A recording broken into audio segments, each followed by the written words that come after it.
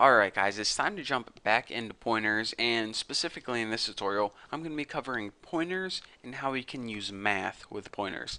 And even more specifically, I'm going to show you guys, how to add integers to pointers and why the result isn't exactly what you might expect. So let's go ahead and start off by building a basic integer array. I'll call mine Bucky, and it can hold 5 integers. Now we already know that each integer on my computer takes up 4 bytes of memory.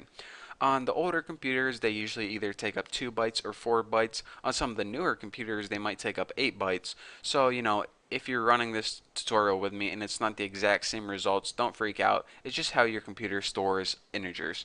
So let's go ahead and make a couple pointers. I'm going to make a pointer named BP0, and this is going to be equal to the address of Bucky 0. In other words, it's going to be equal to the address of the first element. So let's go ahead and print this out right now and see what the address is. So just give it a nice little prompt like BP0 is at memory address, and let's print out BP0. That'll print out the memory address, and of course let's end that line.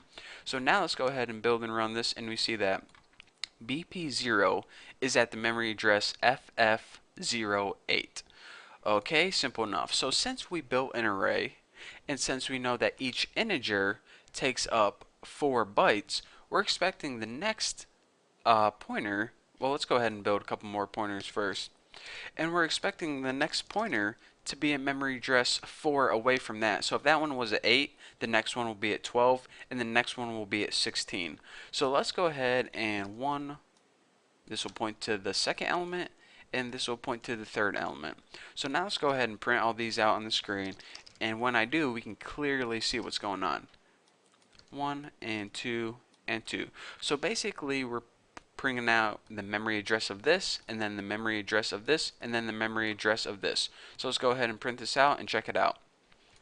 BP0 is at location FF00. And since we're storing integers and they take up 4 bytes, the next one is 4 bytes away, FF04. The next one is 4 bytes away, FF08. And if we were to go on, I'm not gonna, but we can clearly see that each integer takes up 4 bytes of memory on our computer. And since we're building an array, all these integers are stored one right after each other. So that's why each element in our array is stored 4 bytes after the next one. Basically, whenever you make an integer on your computer, it reserves 4 bytes of memory for it, and nothing else can go inside that memory except that integer.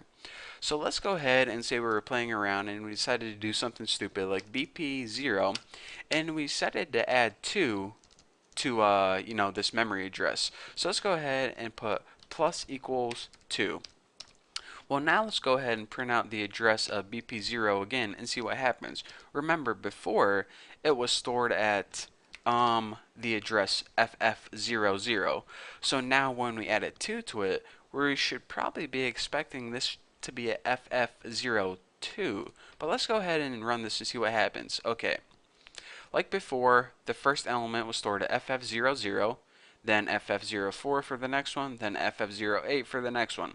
But what we did is we took this first one, FF00, and we added 2 to it.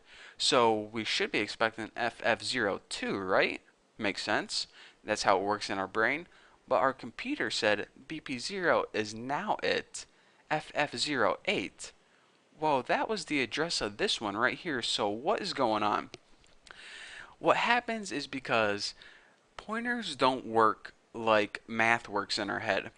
Whenever you add integers to a pointer, it doesn't change the memory address of that pointer. It only changes what element it's pointing to. So for example, whenever we run this and we tried to add 2 to this pointer right here, it didn't change the memory address right here. What it did is said, alright, I'm going to take your pointer and add 2 to it, and basically I'm going to point to whatever is 2 elements away.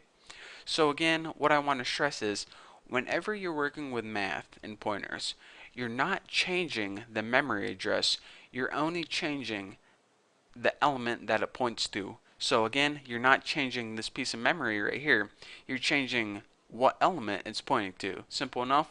Like, I have a really hard time explaining that, but you guys can see what's going on. So for example, if I put BP0++, it wouldn't change it to FF01. It would change it to FF04 because, well, let me go ahead and prove it to you guys first.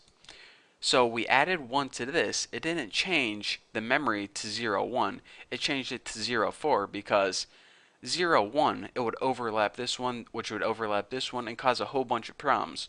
So what it does is, instead of changing the memory address, it just says, alright, if you're adding 1 to this pointer, then you probably want to just point to this pointer right now.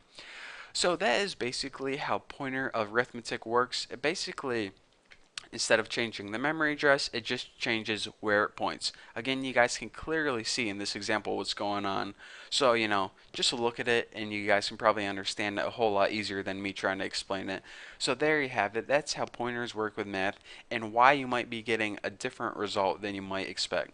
So thank you guys for watching. Don't forget to subscribe. In the next tutorial, no idea what I'm going to be covering, but I'm probably going to McDonald's, so you guys chill out, wait a couple seconds, and I guess I'll see you guys in the next tutorial.